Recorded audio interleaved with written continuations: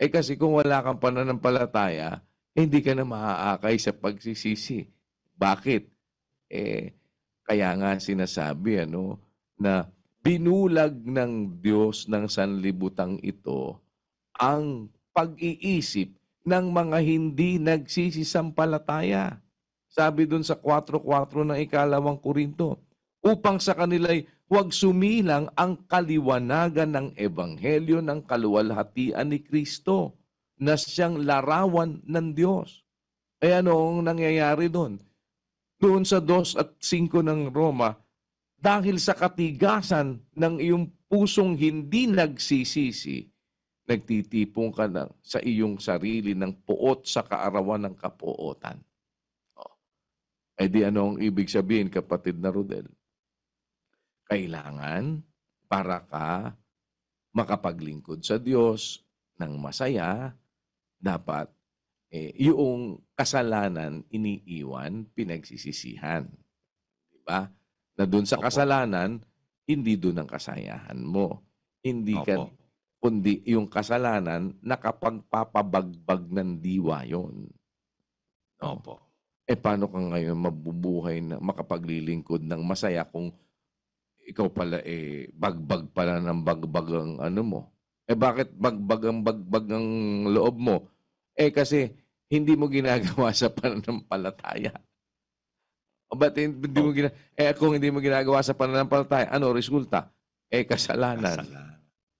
Diba, kapatid na Rodel? Ano mangyayari sa'yo ngayon? Puro kasalanan. Hindi ka nabubuhay sa pananampalataya. Puro kasalanan magagawa mo. Ano mangyayari sa'yo? Magiging masaya ka ba? Hindi po. Unless na ngayon, hindi ka na naglilingkod.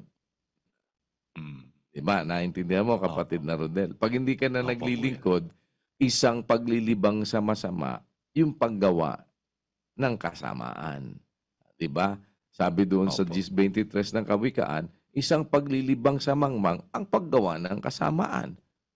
Kasi, ka na hindi ka na naglilingkod Kaya ang libangan mo na yung paggawa ng kasamaan. Ngayon, eto na, kapatid na Rodel. Di kailangan maglilingkod na may kasayahan.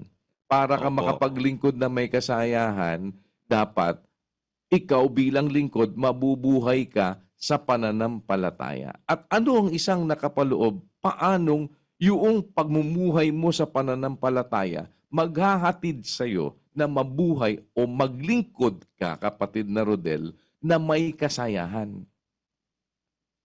Ulitin ko lilingkod ka. Ang lingkod, naglilingkod.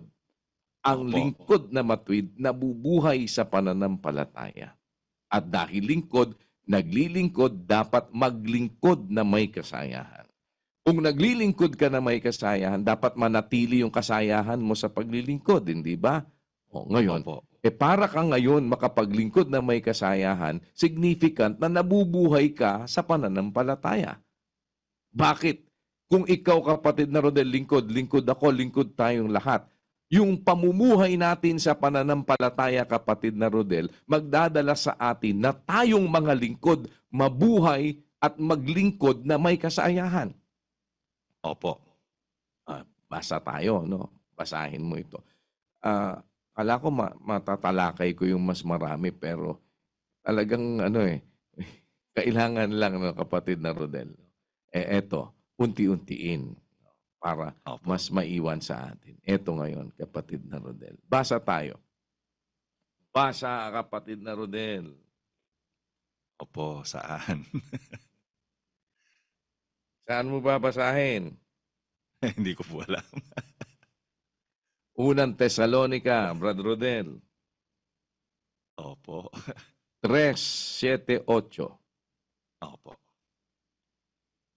Dahil dito'y nangaaliw kami, mga Kapatid na Rodel, kapatid. teka muna.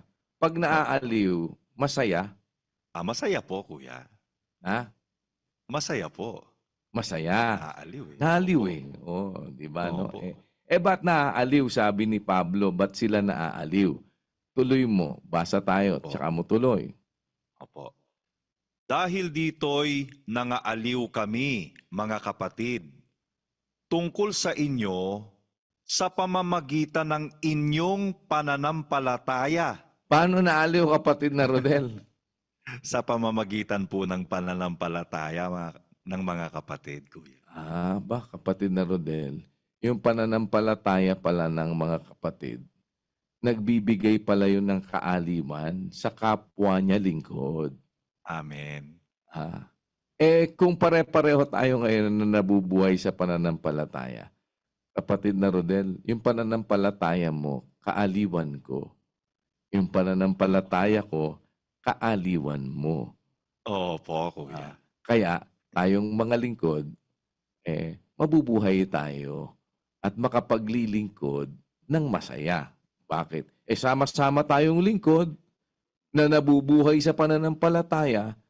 Habang nakikita ko yung pananampalataya mo, naaliw ako. At pag nakikita mo yung pananampalataya ko, maaaliw ka. O kaya pala, nakapag-aaliwan tayo. Opo. Diba? Paano? Sa pamamagitan ng pananampalataya. Opo. Dahil, ang sabi ni Pablo, dahil dito, kapatid na Rodel, ulitin mo. Dahil dito'y nangaaliw kami, mga kapatid, tungkol sa inyo sa pamamagitan ng inyong pananampalataya sa lahat naming kagipitan at kapighatian. Sapagkat ngayon ay nangabubuhay kami kung kayo'y nangamamalaging matibay sa Panginoon. Paano silang nangabubuhay, kapatid na Rodel? Nabubuhay po sa pananampalataya, Kuya. Si Pablo may sabi niyan si Pablo din nagsabi doon sa G 38 ng Ebreo na ang lingkod na matuwid mabubuhay sa pananampalataya. Siya ba'y lingkod o hindi? Di kasama Lingkod ba siya doon o hindi? Kasama siya. Kasama po.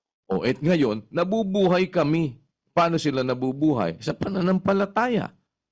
Kami, dahil dito ang wika, nangaaliw kami, mga kapatid, tungkol sa inyo sa pamamagitan ng inyong pananampalataya. Yung pananampalataya ng kapatid na nabubuhay sa pananampalataya, kaaliwan yon ng kapwa niya lingkod, kapatid na Rodel.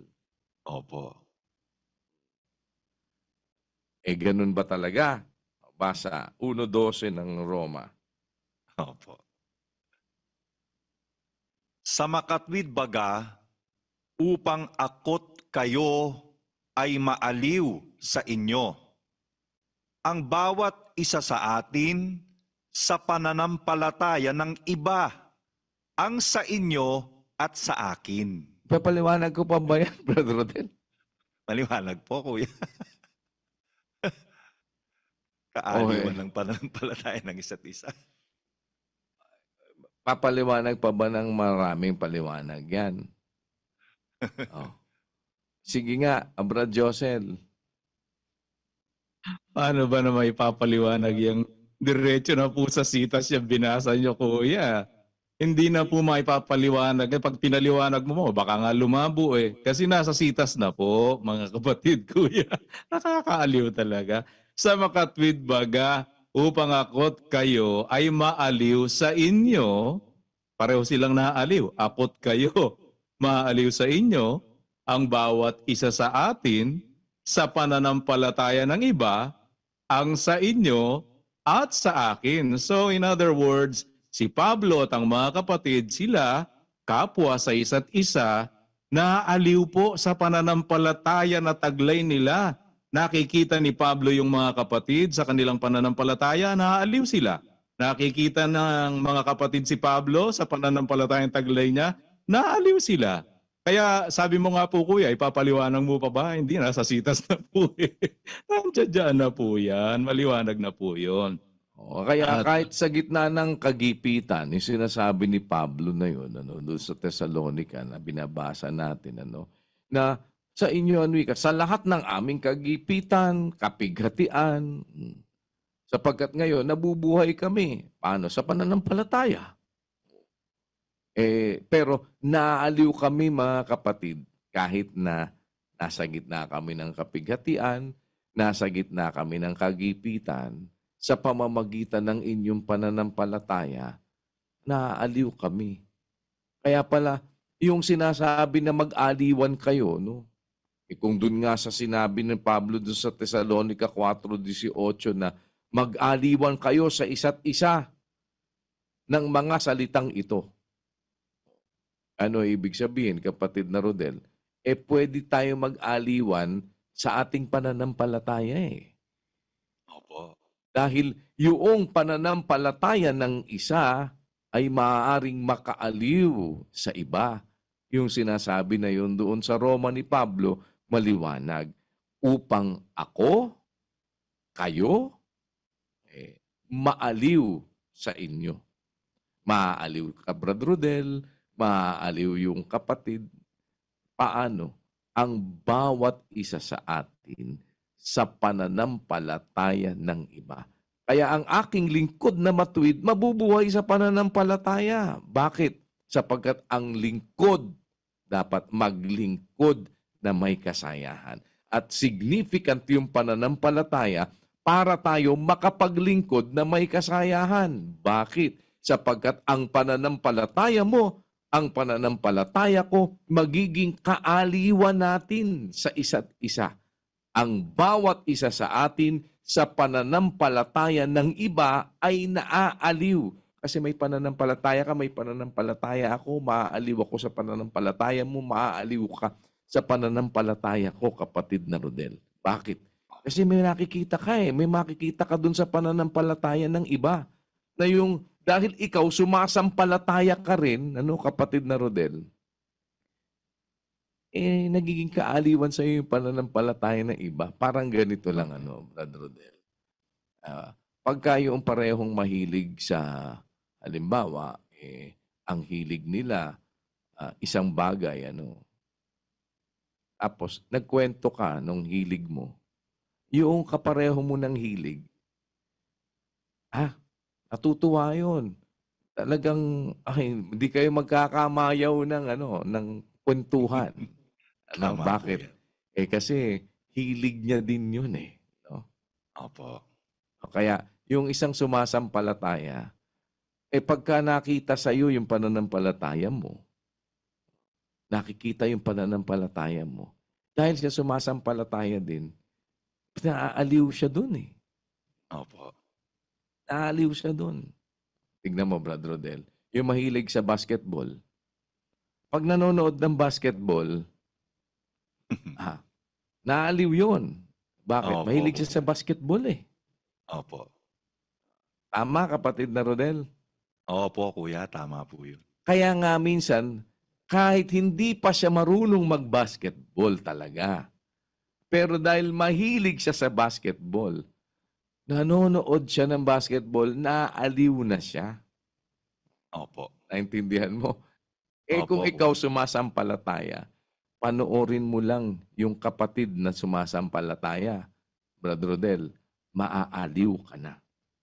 Opo, kuya. Totoo po yan. Totoo o hindi?